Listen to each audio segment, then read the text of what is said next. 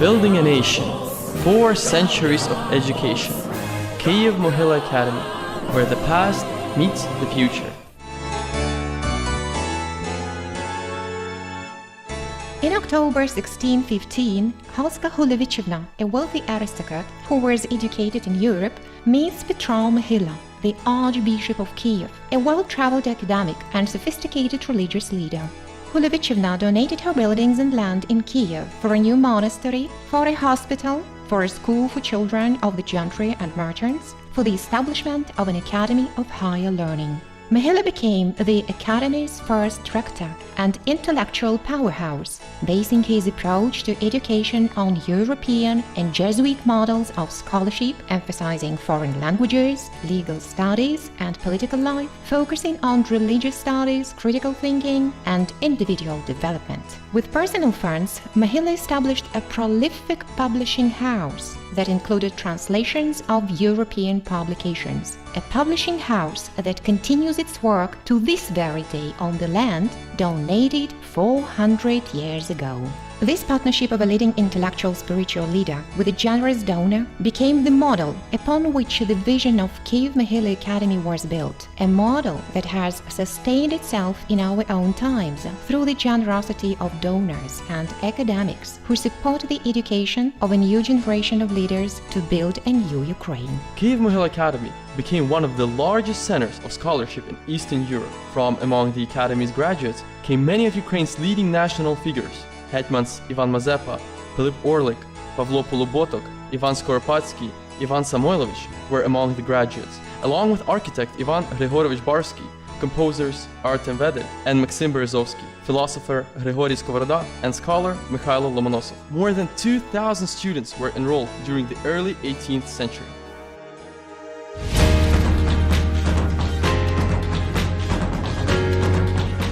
After 70 years of Soviet occupation, with the advent of Ukraine's independence, the doors of Kyiv-Mohyla Academy opened once again. With a decree of Ukraine's parliament, the university reopened in September 1991. The vision for the new university was rooted in the belief that education was the key to Ukraine's future, and that only by transforming the educational system would the new nation have a chance to become a democracy with a vibrant civil society and a strong identity.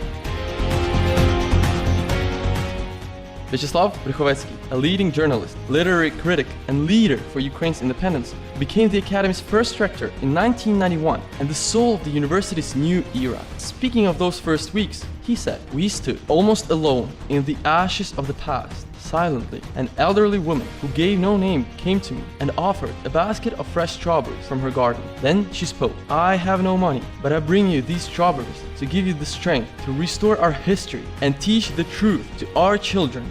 In that moment, I knew that a good seed had been planted. Good seed is eternal. It will reap knowledge, dignity, and freedom that can never be uprooted in the minds and souls of a new generation. I understood then that Kyiv-Mohyla Academy had the support of the Ukrainian nation. The Greek philosopher Aeschylus wrote that from a small seed a mighty trunk may grow. He was right.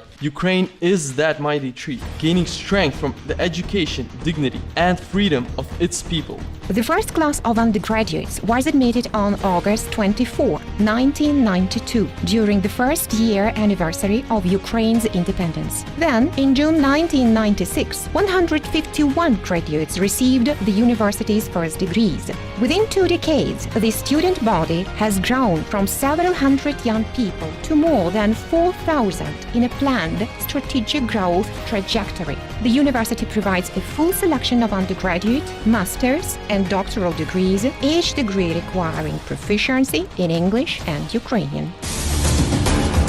When in November 2004 there was a fraudulent election, the faculty and students of the Academy marched through the streets at the start of the Orange Revolution and called on all students to join them. In November 2013, the Academy students and faculty again were first to march to Maidan.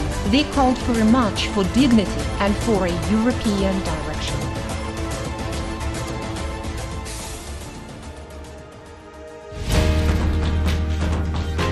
We inherited a powerful moral and intellectual legacy from our ancestors. Integral to the ethic that guides the National University of Kyiv-Mohyla Academy is the belief that we all share responsibility for each other and for the fate of our nation, said Serhiy Kvit, then university president and now the Minister of Education. When history called the courage and vision for the future, the university's administration, faculty and students reinforced the message of the Maidan, demanding a future for the nation based on freedom, human dignity and Ukrainian identity.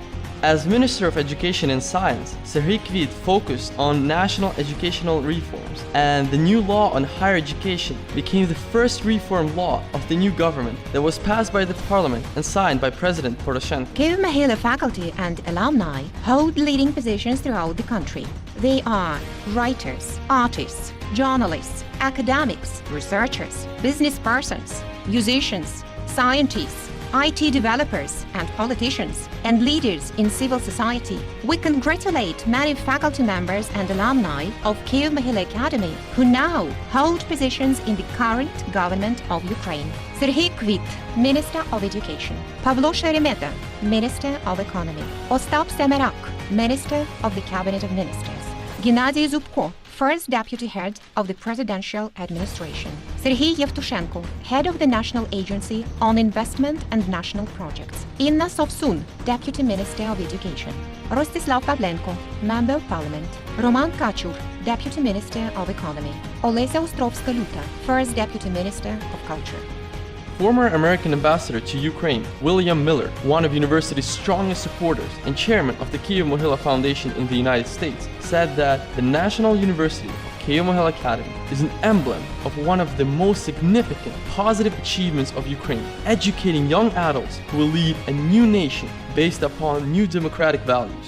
Leading international figures, including presidents, prime ministers, religious leaders, members of political, academic, business, civil society institutions, writers, artists, and musicians, supported the university since the year of its re-establishment. Ukrainians throughout the world contributed to establish academic programs and scholarships. The people of Ukraine and the university's alumni recognize the value of Kyiv-Mohyla Academy as Ukraine's leader in education. The principles of autonomy and freedom in education will nurture independent critical thinking, creativity, patriotism, leadership, responsibility, and the ethics needed to form new rules and build a future built on human dignity.